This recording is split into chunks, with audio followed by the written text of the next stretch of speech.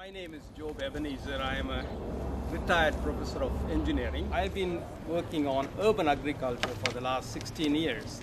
I started this work in Chicago and established a rooftop garden there. And the reason we are using these pools instead of other materials like wood is that this is rather economical. A pool like this costs $15 and it provides a large area for planting. And therefore we use this, and also being plastic, it lasts for a long time. In Chicago climate, some of them lasted for 10 years or 13 years, some of them. The rows which would be straight in regular agriculture, it becomes concentric circles.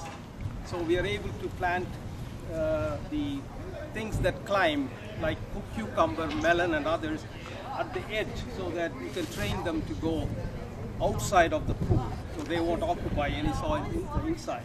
And then the next concentric circle, you can grow peppers, which do not grow that tall. And in the right middle of the thing, you can use tomatoes, which may grow about 4 feet or so.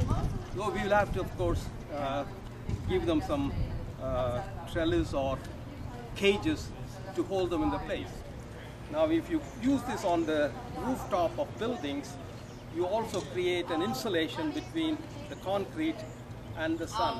So that way, the roof would be cool. This is called green roofs. And there is a movement now, you may have heard of the green buildings. They want green roof to be a part of green building.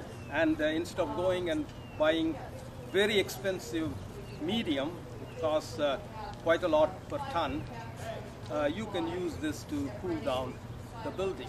And the environmental advocates are into the green building thing.